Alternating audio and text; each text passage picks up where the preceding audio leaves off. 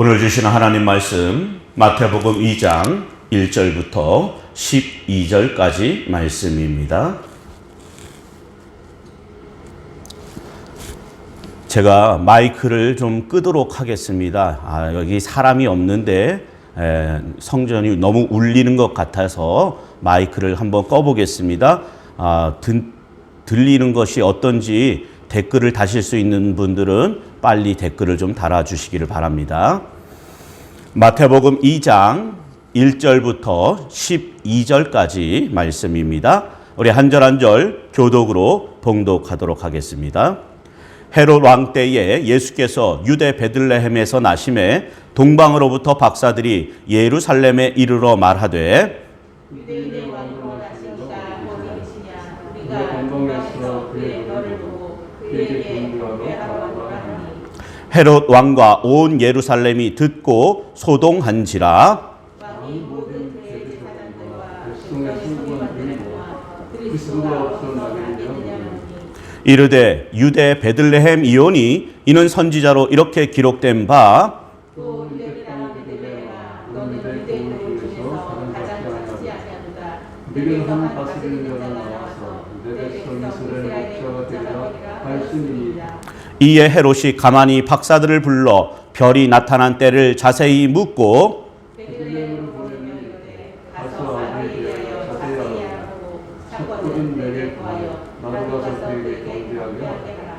박사들이 왕의 말을 듣고 갈새 동방에서 보던 그 별이 문득 앞서 인도하여 가다가 아기 있는 곳 위에 머물러서 있는지라. 그들이 별을 보고 매우 크게 기뻐하고 기뻐하더라. 집에 들어가 아기와 그의 어머니 마리아가 함께 있는 것을 보고 엎드려 아기께 경배하고 보배합을 열어 황금과 유향과 모략을 예물로 드리니라. 그들은 후에 헤로데게로 돌아가지 말라 지시하더니 가다 다른 길로 곧게 돌아가니라. 아멘.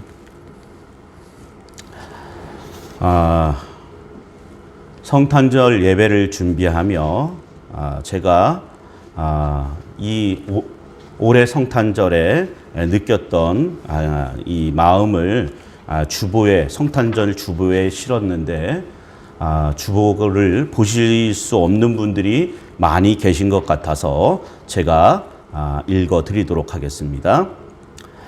교회 다니지 않는 사람들도 1년에 한 번 교회에 나가는 날이 성탄절이었는데 오늘 우리는 교회를 다니는 사람들임에도 교회를 가지 못하는 성탄절을 맞았습니다. 너무나도 달라진 우리의 일상들이 적응하기도 전에 더 많은 당혹감으로 다가옵니다. 우리는 언제쯤 다시 일상으로 돌아갈 수 있을까요? 아니, 그날이 올 수는 있는 것일까요? 꽁꽁 언 손을 호호 불어가며 서로의 몸을 안아주며 그 새벽을 거닐던 새벽송이 더욱 그리워지는 성탄절입니다. 그러고 보면 우린 그동안 너무나 큰 은혜를 누리며 살아왔습니다. 마치 은혜가 아닌 것처럼 여겼던 것들이 너무나도 큰 은혜였던 것입니다. 그리고 하나님은 오늘 우리에게 너무나도 큰 은혜의 성탄절을 주셨습니다. 우리가 바라보아야 하는 분은 말구유에 누우신 아기 예수님인데 성탄 트리를 만들고 교회를 번쩍이게 만드는 조명을 만들고 사람들을 즐겁게 만들어줄 무대를 만드는 그런 성탄절을 너무나도 당연하게 지내왔습니다. 2020년 성탄절 이 아침에 그 어느 때보다 진정으로 기뻐하실 하나님의 마음을 헤아려 봅니다. 하나님이 찾으시는 심령은 상한 심령이기 때문일 겁니다. 여러분 마음에 찾아오신 구세주 예수님을 만나는 복된 성탄절이 되시기를 소망합니다. 2020년 성탄절을 맞이하며 손승락 목사. 여러분은 동방 박사들의 모습을 어떻게 상상하고 계십니까? 요즘에는 이게 인터넷 시대가 되다 보니까 성탄절 카드를 잘 보내지 않지만 제가 학창 시절에만 해도 성탄절 카드 보내는 것이 성탄절의 가장 중요한 행사였던 것 같습니다. 그 성탄절 카드를 보면 동방박사 세 사람이 낙타를 타고 별을 보고 그 있는 모습으로 그려져 있습니다. 또 구유에 누워있는 아기 예수 앞에 엎드려 귀한 예물을 바치며 경배하는 평화로운 분위기의 모습으로 그려져 있습니다. 오늘날 성탄절에 교회에서 말하는 동방박사도 거의 비슷합니다. 멀리서 별을 보고 아기 예수를 찾아왔고 그 앞에 엎드려 귀한 예물을 바치며 경배하는 그런 동방박사로 얘기를 합니다. 그리고 우리 역시 귀한 예물을 바치며 예수님을 경배해야 한다라고 강조합니다. 하지만 성경을 보면 동방박사의 등장은 우리가 상상하는 것과 같은 평화로운 분위기가 아니라 오히려 큰 소동을 일으켰다는 걸 알 수 있습니다. 오늘 본문을 보면 동방으로부터 온 박사들이 예루살렘에 와서 유대인의 왕으로 나신 이가 어디 계시냐? 우리가 동방에서 그의 별을 보고 그에게 경배하러 왔노라 하니 이렇게 말을 합니다. 그러자 그 말을 들은 헤롯 왕과 온 예루살렘의 반응은 소동이었다라고 합니다. 여러분, 소동이 무엇입니까? 우리가 축구장 같은 데서 소동이 일어났다라면 어떤 생각을 하게 되죠? 사람들이 다치지 않았나? 혹 죽은 사람이 있으면 어쩌나? 이런 생각들을 하게 됩니다. 헤롯 왕이 있는 궁과 예루살렘에 이런 소동이 있었다는 겁니다. 그리고 16절을 보시면 헤롯이 아기 예수가 자신의 왕권을 위협할 대적이라고 여기고 동방 박사들에게 별이 나타난 시기를 자세히 묻습니다.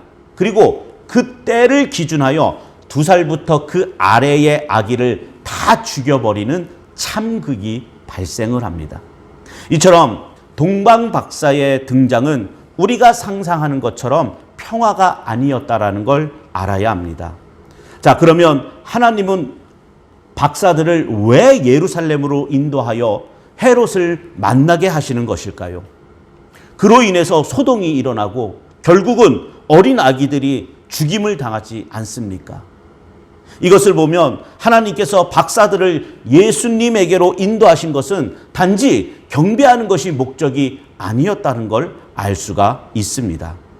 박사들이 예루살렘에 오기 전에 예루살렘은 헤롯을 왕으로 섬기면서 나름대로 자기들의 세상을 살았습니다. 그런데 외부에서 박사들이 등장하여 유대인의 왕으로 나신 이가 어디 계시냐라고 물음으로써 헤롯을 왕으로 섬기며 살아가는 기존의 세상을 무너뜨려 버리는 겁니다. 당시 예루살렘에는 헤롯이라는 왕이 있었고 유대인들은 헤롯의 다스림을 받고 있었습니다. 그것이 유대인들이 살아가는 기존 세상이었던 겁니다. 그런데 박사들이 유대인의 왕으로 나신 이가 어디 계시냐라고 물었다는 건 지금 유대인들이 섬기고 있는 왕은 왕이 아니라는 뜻이 됩니다. 따라서 지금까지 헤롯을 왕으로 섬기며 살아왔던 유대인들의 세상은 참된 세상이 아니라는 뜻이 되는 겁니다. 이처럼 유대인의 왕으로 나신 이가 어디 계시냐라는 이 박사들의 물음은 기존의 세상을 부인하고 무너뜨리는 것이었기 때문에 헤롯도 예루살렘도 모두 소동할 수밖에 없었던 것입니다. 그리고 이 소동은 오늘 우리에게도 당연히 있을 수밖에 없는 것이란 걸 생각해야 합니다. 흔히 예수를 믿으면 마음에 평화가 온다라고 말을 합니다. 물론 틀린 말이 아닙니다. 우리가 진심으로 예수님을 나의 왕으로 섬기며 예수님의 다스림에 순종한다면 예수님의 평화를 누릴 수 있습니다. 하지만 그 전에 필히 있을 수밖에 없는 것이 자기 세계의 무너짐입니다. 사람이라면 누구나 자기 세계를 안고 살아갑니다. 자신이 살고 싶은 자기 세계가 있는데 그러한 세계가 주어지지 않기 때문에 인생을 살면서 낙심하고 절망하게 되는 겁니다. 그런데 사람이 꿈꾸는 자기 세계의 왕은 항상 자기 자신입니다. 다른 누군가를 왕으로 세우고 그 사람의 다스림을 받으면서 살아가기를 원하고 꿈꾸는 사람은 아무도 없습니다. 어떤 사람이 다른 누군가의 다스림을 받으며 살기를 원하겠습니까? 심지어는 사랑해서 만난 부부도 서로 기싸움을 하지 않습니까? 그런데 그런 여러분께 너의 왕으로 나시니가 어디 계시냐라고 묻는다고 생각해 보십시오. 어떤 반응을 보이실 것 같습니까? 이 물음은 너에게는 왕이 따로 계신다는 뜻이 되는 거예요. 다시 말해서 지금까지 내가 나의 왕이 되어서 나를 위해서 살아왔던 기존의 세상은 참된 세상이 아니라는 뜻입니다. 그런데도 이 물음 앞에서 조용할 수 있겠습니까? 우리의 속은 예루살렘처럼 큰 소동이 일어날 수밖에 없는 것입니다. 결국 하나님께서는 헤롯을 왕으로 섬기고 살아가는 기존의 세상을 향해서 메시아라는 참된 왕이 다스리는 그 새로운 왕국이 도래했다라는 걸 선포하기 위해 박사들을 예루살렘에 보내셔서 헤롯을 만나게 하신 겁니다. 여러분은 어떤 세상을 원하십니까? 성공한 사람으로서 남부럽지 않게 살아가고 세상 또한 여러분을 알아주고 인정해주는 그런 세상을 원하십니까? 설사 그러한 세상이 주어졌다라고 생각해 보겠습니다. 그것이 과연 우리들에게 무슨 의미가 있겠습니까? 평생토록 존경을 받고 능력을 인정받았다고 해도 그 모든 것은 죽으면 끝입니다. 사람들은요, 드라마를 보면서 대리만족을 느낀다고 합니다. 현실에서 누리지 못한 세상을 드라마를 보면서 주인공의 세계에 빠져들어 드라마와 함께 울고 웃으면서 만족을 느끼는 거예요. 우리 성도님들도 드라마 참 좋아하죠? 제가 어떨 때 보면 쉬는 날 잠을 못 잘 때가 있어요. 저랑 같이 사는 사람도 몰아보기를 합니다. 몰아보기를. 그런데요, 대부분 보면 그 드라마의 결말도 자신이 원하는 쪽으로 끝나기를 기대합니다. 제가 예전에 봤던 드라마는 지금 이율이라는 배우가 악역으로 나온 그런 드라마가 있었어요. 얼마나 못되게 나오는지요. 그런데 항상 바라면 아유 저거 좀 어떻게 저거 빨리 저거 어떻게 잘못돼야 되는데 이런 기대를 갖게 돼요. 그런데 그런 기대는 드라마가 끝나는과 동시에 사라져 버립니다. 그래서 많은 사람들이 드라마가 끝났을 때 크게 아쉬워하기도 하는 거예요. 하지만 드라마의 세계는 말 그대로 허상입니다. 드라마가 끝남과 동시에 사라져 버립니다. 이 세상이 바로 그와 같은 거예요. 하나님이 쓰신 각본대로 움직여 가다가 각본의 마지막에 도달하면 끝나고 사라져 버릴 세상에 불과하다는 것입니다. 그런데 이러한 세상에 유대인의 왕이 오셨다고 합니다. 예수님이 왕이 되어 다스리는 이 나라는 영원히 계속될 생명의 나라라는 거예요. 바로 이 나라가 도래했음을 동방박사를 보내서 선포하시는 겁니다. 아담의 죄 이후로 세상은 사망의 권세에 장악되어 있습니다. 그 누구도 사망에서 벗어날 수 없고 죄 아래 붙들려 살아갑니다. 이러한 세상에 희망이 보입니까? 악한 죄의 땅에서 우리가 겪는 것은 모순과 왜곡과 갈등과 다툼밖에 없습니다. 온갖 질병과 고통으로 인해서 눈물과 한숨으로 지내야 하는 것이 세상입니다. 이러한 세상에서 여러분이 기대하는 것이 무엇이고 무엇을 원하고 있으며 무엇이 희망입니까? 우리에게 희망은 죄악의 세상에서 우리를 건져주실 왕으로 오신 예수님 뿐입니다. 하지만 예수님이 왕이 되어 다스리는 새로운 세상을 원한다면 기존에 내가 꿈꾸고 원하던 세상이 무너지는 경험이 반드시 있어야 합니다. 세상에서 편안히 사는 것이 인생의 전부가 아닙니다. 그것이 인생의 행복이 아닙니다. 모두가 사라질 수밖에 없는 허상이라는 걸 알아야 합니다. 그리고 예수님이 왕이 되어 다스리시는 세상만이 영원하다라는 것을 깨닫고 그 세상을 소망해야 하는 겁니다. 신앙은요, 우리의 죄사함을 위해서 십자가를 지시고 죽으신 예수님으로 인해서 우리의 신분과 위치가 영원토록 예수님 안에 속하게 되었다는 것, 이걸 아는 겁니다. 또 예수 안에 있는 우리는 결코 그 신분이나 위치가 변하거나 취소되는 일도 없다는 걸 굳게 믿는 겁니다. 예수 그리스도 안에서는 하나님의 백성이고 하나님의 아들이며 하늘의 영원한 것을 상속받을 존재라는 것이 확고하다라면 이 세상이 나를 어떻게 평가하고 어떻게 대한다고 해도 당당할 수 있는 거예요. 성도의 그 이름은 이미 하늘의 생명책에 기록되어 있기 때문에 세상의 그 무엇도 어떤 비방이라고 해도 성도의 신분을 흔들 수 없다는 걸 믿기 때문에 당당하게 되는 겁니다. 이게 성도의 존재예요. 위치예요. 대중들에게 널리 알려진 유명한 사람이 세상으로부터 오는 비방을 견디지 못하고 자신의 위상이 떨어질 것을 두려워하다가 결국은 스스로 목숨을 끊는 일들을 우리는 많이 봅니다. 정치인들과 연예인들, 수많은 사람들이 그렇게 스스로 인생의 끈을 놓았습니다. 이것이 바로 예수님이 왕이 되어 다스리는 영원한 세계를 보지 못했기 때문입니다. 세상의 헛됨을 보지 못하고 세상에서의 인기를 행복으로 여겼기 때문입니다. 사랑하는 성도 여러분, 오늘 성탄절 아침 여러분이 바라보고 따라가는 것이 분명히 달라져야 합니다. 하나님은 하늘에 별을 띄워서 박사들을 예루살렘으로 인도했고 예수님에게로 인도했습니다. 백성들은 하늘에 뜬 별을 따라서만 움직였습니다.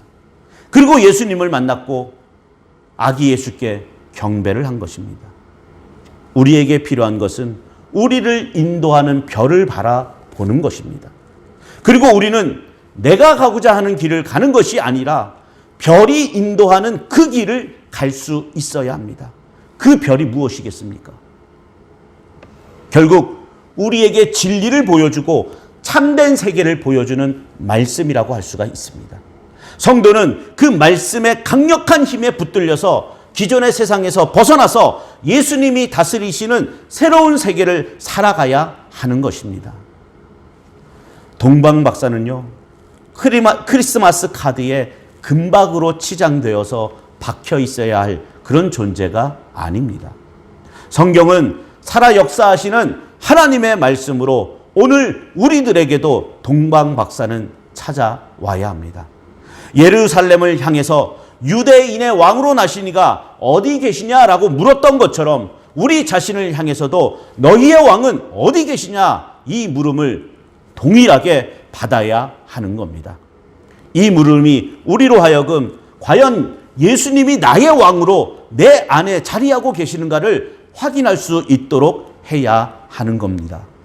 우리가 성도로서 과연 어떤 세상을 원하고 있는가를 확인해야 하는 겁니다.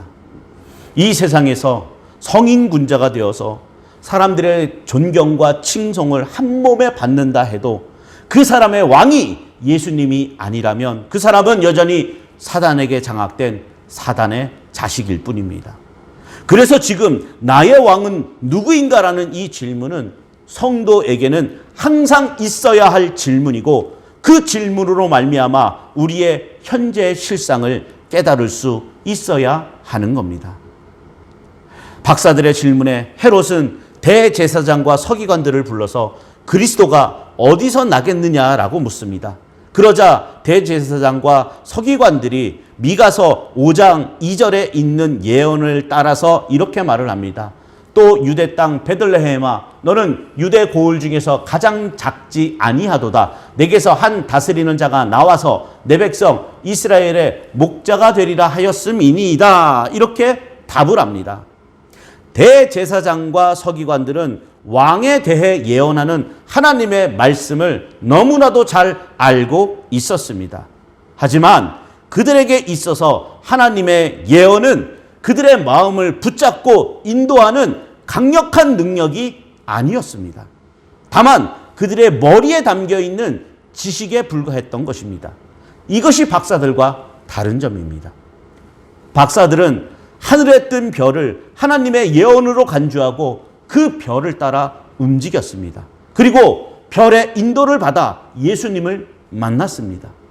그런데 분명한 것은 대제사장과 서기관들이 알고 있던 예언의 말씀도 그들을 메시아로 오신 그리스도께로 인도하는 별과 같은 것이었습니다. 그러나 그들은 예언의 말씀을 알고 있었을 뿐 인도를 받은 것은 아니었던 겁니다. 여러분, 참된 예언은 우리를 왕으로 오신 예수님에게로 인도합니다. 그리고 그분께 경배하게 합니다. 기존의 세상이 아닌 새로운 세상을 보게 하고 그 세상으로 들어가게 하는 것이 참된 예언인 겁니다. 성경을 많이 알고 신학에 박식해야 하는 것이 아니에요. TV에 나오는 유명한 학자는 동양 사상에 아주 능통하지만 이 사람이 성경도 웬만한 신학자들만큼 잘 알고 있습니다. 그런데 이 사람은 예수를 믿지 않아요. 제 아무리 성경에 능통하고 신학을 잘 안다 하더라도 예수님에게로 인도받으면서 새로운 주님의 세계로 들어가는 것이 아니라면 하나의 지식에 불과할 뿐입니다. 헤롯이 박사들을 불러 별이 나타난 때를 자세히 묻고 베들레헴으로 가서 아기에 대하여 자세히 알아보고 찾거든 내게 고하여 나도 가서 그에게 경배하게 하라, 이렇게 당부를 합니다. 헤롯의 의도가 예수님을 찾아가서 경배하려는 것이 아니란 걸 우리는 너무 잘 알고 있습니다. 헤롯은 애당초 왕이라는 자신의 자리를 내어줄 의도가 없는 사람입니다. 오히려 성경에 예언된 왕의 등장으로 인해서 자신의 왕권이 위태로워지는 것을 방지하기 위해 예수를 찾아 죽이려는 생각을 갖고 있습니다. 예언이 있음에도 불구하고 예언에 관심을 두는 것이 아니라 자기 권세와 자기 자리를 지키는 것에만 관심이 있을 뿐입니다. 이것이 세상의 실체 아니겠습니까? 우리도 세상의 이러한 사고방식 그대로 예수님을 찾고 있을 수도 있는 겁니다.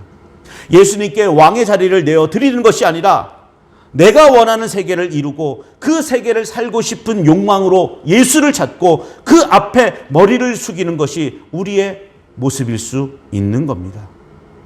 이것이 바로 악의 세력인 겁니다. 결국 하나님은 동방박사를 예루살렘으로 인도하시고 헤롯을 만나게 하심으로써 세상이 가지고 있는 악을 드러내신 겁니다. 그러므로 우리가 말씀 안에서 동방박사를 만나고 그들의 물음을 대한다면 예루살렘과 헤롯처럼 우리 속에 감춰져 있는 악의 모습이 드러나게 될 것입니다. 성도에게 중요한 것이 바로 이것입니다. 자기 세계를 포기하지 않는 이것이 곧 악이라는 걸 깨닫고 예수님이 왕으로 다스리시는 영원한 세계를 소망하게 되는 것은 영원한 생명과 영원한 사망으로 나눠지는 아주 중요한 문제이기 때문이에요. 여러분, 동방박사를 인도한 그 별이 우리 앞에 떠 있습니다. 그런데도 이 세상에서 건강하게 오래 살면서 돈 많이 벌어 편하게 살고 자식 잘 되면 행복한 인생이라는 그런 생각을 한다면 그 별을 보지 못하는 불쌍한 존재일 수밖에 없는 겁니다. 무엇이 잘 사는 것인가? 이것부터 생각할 수 있어야 합니다. 성탄절을 맞이하여 박사들을 인도한 별이 여러분에게도 보일 수 있기를 간절히 소망해 봅니다. 그래서 오직 별을 따라 움직이며 결국 구세주 예수님을 만난 그들처럼 우리도 별을 따라 움직이면서 그로 인해 생명의 왕이신 예수님을 만날 수 있기를 바랍니다. 우리 눈앞에 펼쳐진 세상의 헛됨과 허무함을 볼 수 있는 영안이 열려지시기를 소망합니다. 그래서 예수님이 왕이 되어 다스리시는 영원한 생명의 나라가 여러분이 소망하고 추구하는 새로운 나라로 여러분 마음에 굳건히 설 수 있기를 주님의 이름으로 축원을 드립니다.